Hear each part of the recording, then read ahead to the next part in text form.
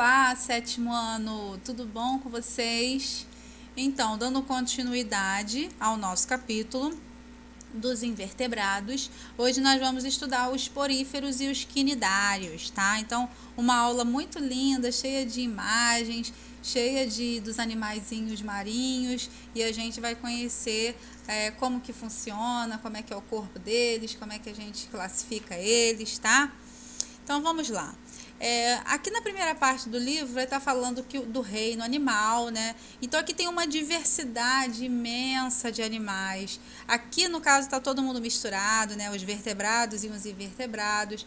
No estudo de hoje a gente vai falar da notocorda, ou seja, de uma estrutura que está presente na fase embrionária dos seres vivos e ela que vai direcionar se aquele ser vivo vai ter coluna vertebral ou não. Então, a notocorda é uma estrutura presente nos animais, responsável pela sustentação do embrião.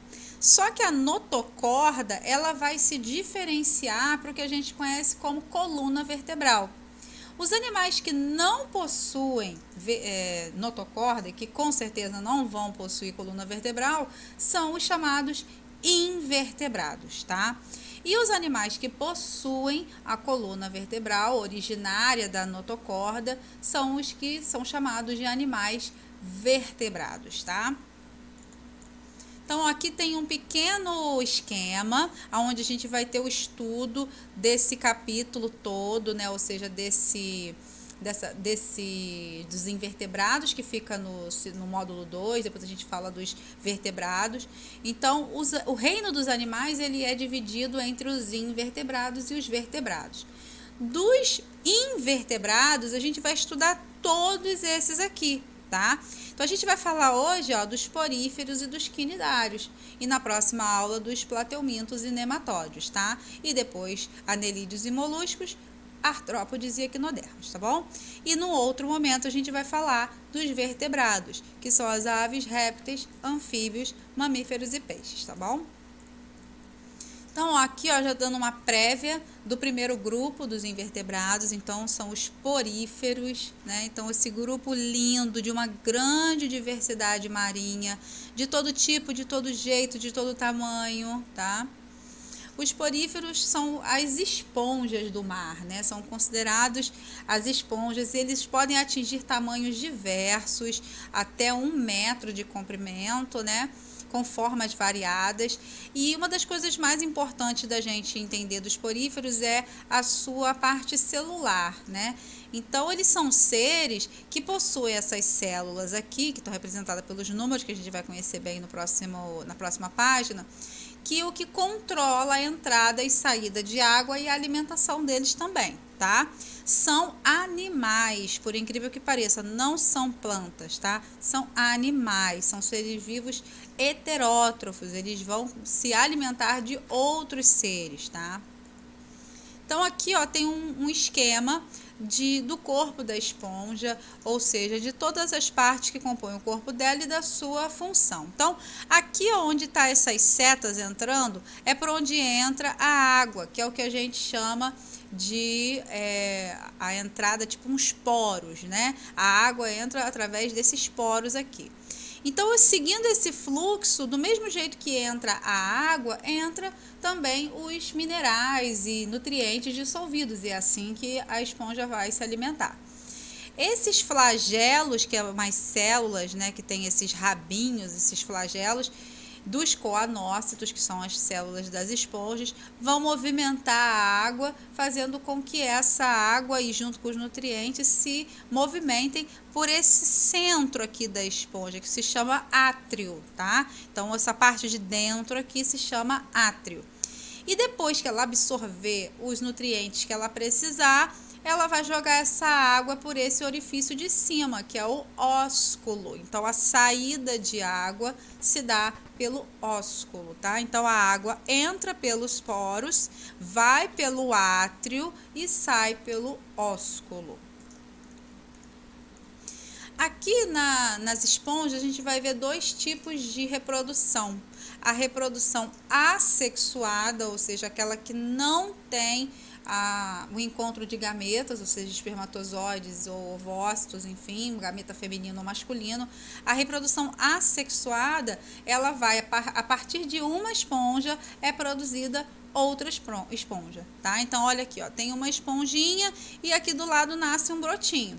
Esse brotinho vai crescendo até que ele se solta e gera uma nova esponja. Ela vai se fixar no substrato, ou seja, no solo marinho, e vai gerar uma nova esponja, tá? Então, essa aqui é a reprodução assexuada ou por brotamento. Mas também as esponjas podem se reproduzir sexuadamente, ou seja, com a presença de gametas, ou seja, vai ter uma esponja macho e uma esponja fêmea. E os espermatozoides da esponja macho vão entrar no ósculo de uma esponja fêmea e vai nascer uma nova esponjinha, que é uma larva que ela vai crescer e vai virar uma nova esponja, tá bom? Aqui agora a gente vai entrar no grupo dos quinidários, tá?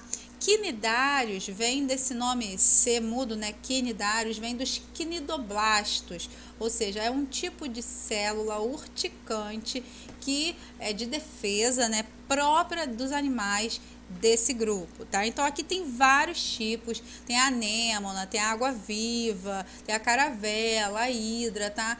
Esses tentáculos desses animais, todos eles têm essa substância urticante. Em alguns desses animais é tão perigoso que causa queimaduras terríveis, tá?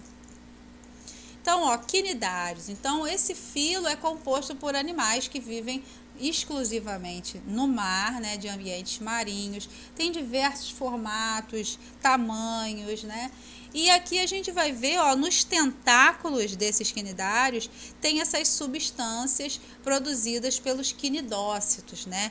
Então essas substâncias são substâncias urticantes, tóxicas mesmo, né? Que é uma toxina que faz com que esse animal fique paralisado. E no caso dos seres humanos, né, não sei se vocês já foram queimados por água-viva, é uma substância tão ardente, né, que nem nenhum tipo de água é capaz de melhorar aquela ardência. Então, é perigoso, dependendo do tamanho do ser vivo, é o suficiente para paralisar e ele conseguir predar, né?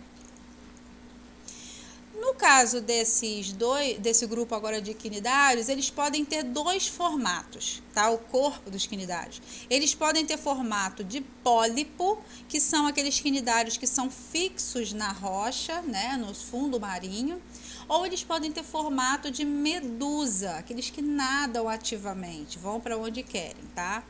Então, ó, nesses dois formatos a gente tem a boca, né, que é o local de entrada do alimento, os tentáculos, a cavidade interna, é o que está mostrando aqui na figura, tá bom?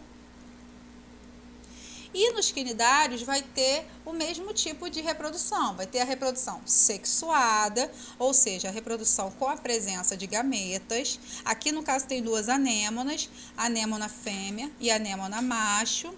Os gametas se encontram, vão formar a lava vai se fixar no chão marinho e vai formar um novo serzinho, né? Um novo indivíduo, a nova anêmona.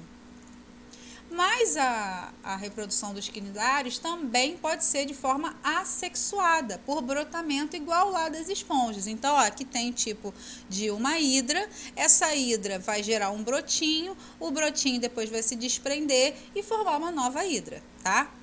Só que nos quinidários ainda tem um terceiro tipo de reprodução, que é a reprodução com alternância de gerações. Isso significa que um formato de quinidário de forma de pólipo, ele pode gerar um brotinho, né, ou seja, de forma assexuada.